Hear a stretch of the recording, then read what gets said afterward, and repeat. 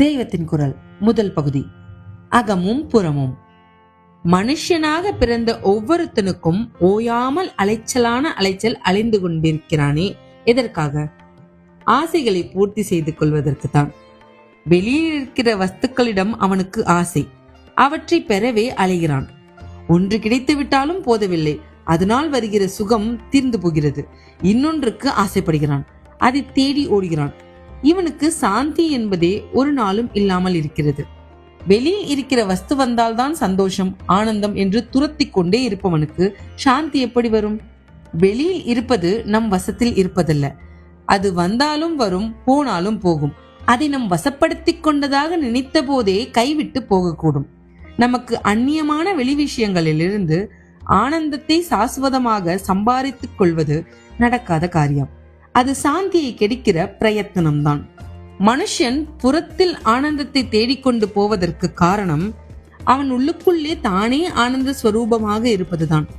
அவன் உள்ளூர ஆனந்த ஸ்வரூபமாய் இருப்பதாலேயே ஆனந்தத்தை எப்போது பார்த்தாலும் தேடிக்கொண்டிருக்கிறான்.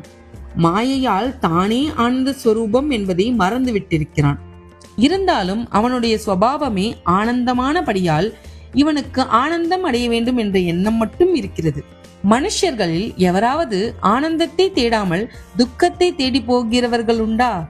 ஆனாலும் அந்த ஆனந்தம் உள்ளே இருப்பதை அறிந்து சாந்தத்தில் அதை அனுபவிக்காமல் வெளியே ஆனந்தத்தை தேடி துரத்தி கொண்டே போய் சாந்தியை ஓயாமல் கெடுத்துக் கொள்கிறார்கள். தன் நிஜ ஸ்வரூபம் என்ன என்று ஒருவன் அம்பாளின் கிருபையால் பிரார்த்தித்து ஆத்ம விசாரம் தியானம் செய்து பார்த்தால் தானே பூரண ஆனந்த வஸ்து என்று தெரிந்து கொள்வான். இவனுடைய இயல்பான உள்ளானந்தம் மகா சமுத்திரம் மாதிரி இருக்கிறதென்றால் இவன் இப்போது புறத்தில் தேடி ஓடுகிற வஸ்துக்களிடமிருந்து கிடைக்கிற ஆனந்தமெல்லாம் ஒரு திவளை மாதிரிதான். இதை ஒருத்தன் உணர்ந்து விட்டால் அப்புறம் வெளி இன்பத்தை தேடவே மாட்டான். தன்னைத்தானே அனுபவித்துக் கொண்டு ஆனந்த சமுத்திரமாக இருப்பான். சமுத்திரம் இருக்கிற இடத்திலேயே கரையை விட்டு வராமல் இருந்தாலும் அதனிடம் நதிகள் போய் விழுகின்றன அல்லவா?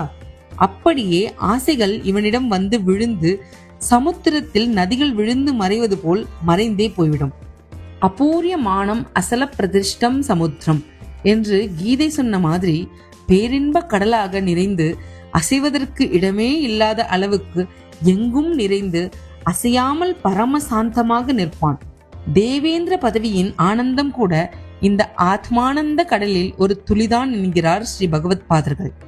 யத் சௌக்கியாம் புதிலேச லேசத இமே சக்ராதயோ நிர்விருதா. மனுஷா பஞ்சகம். பதவி, பணம், ஸ்திரீ புருஷால், கௌரவம், பப்ளிசிட்டி என்றிப்படி வெளியிலிருந்து நமக்கு ஆனந்தம் கிடைப்பதாக எண்ணிக்கொண்டு ஓயாமல் எத்தனம் செய்வது அனைத்தையும் சமுத்திரமாக இருக்கிற நாம் அதை அறியாமல் ஒரு சொட்டு ஜலத்துக்காக தவிக்கிற மாதிரிதான். வெளிப்பொருள் எதுவோ கிடைக்காததால் நமக்கு குறை வந்து விட்டதாக துக்கப்படுவது சுத்த தப்பு. நமக்கு குறையே இல்லை, நமக்குள் நாமே பூரண வஸ்து. நமக்கு அந்நியமாக வெளியென்றே ஒன்று இல்லை. வெளியிலே இருக்கிற அத்தனை ஆனந்தமும் நமக்குள்ளேயே அடக்கம். வெளி மாதிரி இருப்பதிலிருந்து தானாக எது வந்தாலும் வரட்டும். சமுத்திரம் நதிகளை அடக்கிக் கொள்வது போல் அவற்றையும் உள்ளே இருப்பதோடு சேர்த்துக் கொள்வோம்.